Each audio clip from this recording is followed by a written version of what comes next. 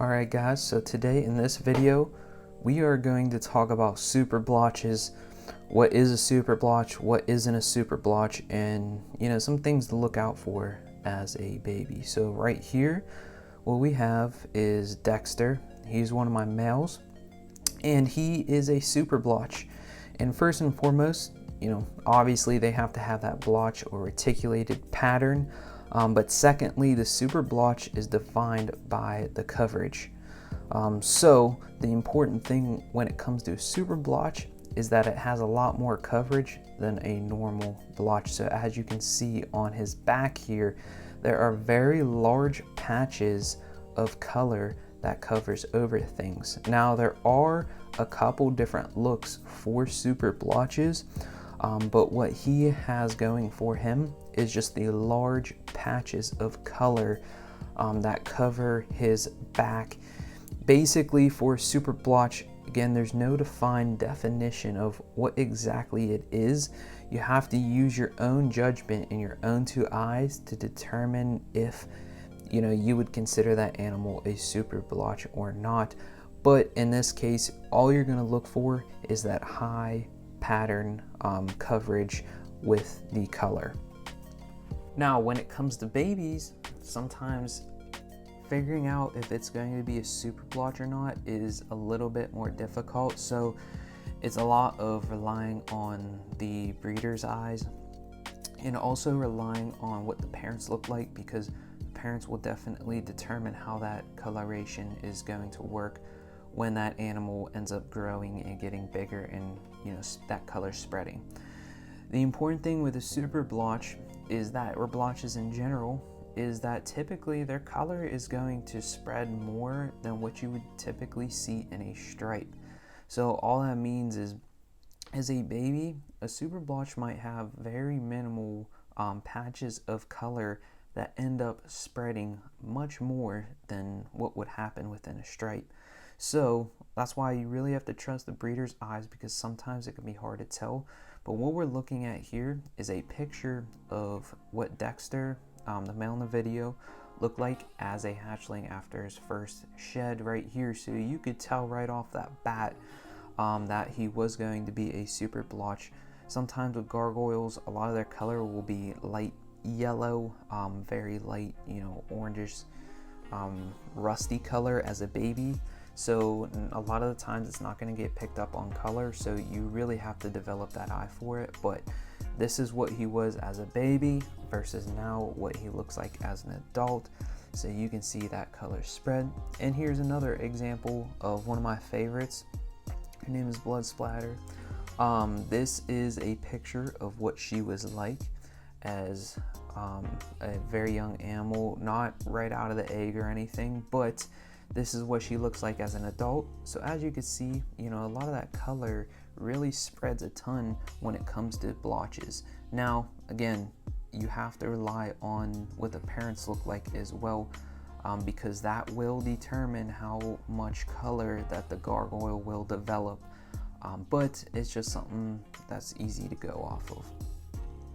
So this next super blotch, her name is Confetti, and she's a little bit of a different look than Dexter. The main reason being, Dexter has stripe mixed into his genetics, which creates a lot of that blotching and that pattern down his spine, where she has less influence of a stripe in her pattern, and her super blotching pattern is more spread out. So it's less of those large dense patches of color and more of a bunch of little color spread out all over the place. But the concept is still the same. It's about the amount of coverage that she has. Even though it's not large patches, it still will take up a lot of space if you were to condense all those patches together.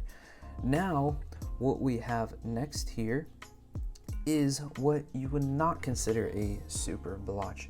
This would just be a normal blotch. So this right here is Squirt. And if you're looking at him, basically what you're looking at is he still has color. However, these patches are a lot smaller and the total coverage is a lot less than either of the previous two or in those pictures that I was showing you guys.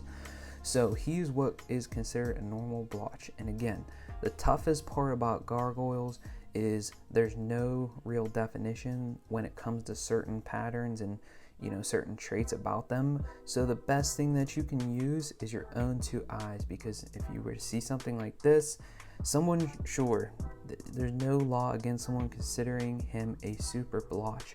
However, if I'm looking at him with my own two eyes and I'm looking to build a Superblotch project, then he would most likely not be something that I would go after. I would probably go after more of the previous two that I showcased in those videos. So guys, there you have it. At the end of the day, it's all about your own judgment and what you want out of your projects and what you visually see in that animal. Because there's no, recessive or, true dominant like traits with or genes within the gargoyles, other than I guess you consider like blotch and stripe.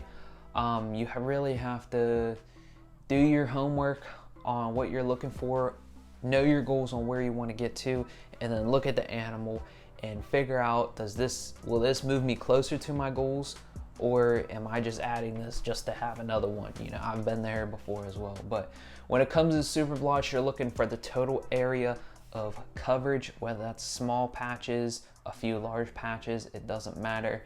And whether someone labels a Superblotch or blotch, that at the end of the day doesn't really matter. I mean, they should, take pride in what they're selling and, giving the most accurate description. But even if someone has a Superblotch and they label it a blotch, I'm sure it's bound to happen out there. So you really just have to go off of what you see and think, hey, is this animal what I'm looking for? Does it have the type of coverage that I'm looking for? And if it does, then great, you can use it. And if it doesn't, then no worries. There's going to be more out there. And the more you know, the better off you're going to be. That's the one thing that I did for a really long time, was just going on breeders' pages and just scrolling through all these pictures on pictures and pictures, parents, babies, what they made, how they developed, all of that. So it's helped me get a better understanding of, what the best combinations are for gargoyles, what to look for, what to stay away from, things like that. So I hope this was helpful. I appreciate everyone's support. So always give me a follow on Instagram or any other social media. Links are down below in the description. And if you ever have any questions or anything, feel free to reach out to me, preferably on Instagram, but I'll try to check up on the other ones as well. Thanks.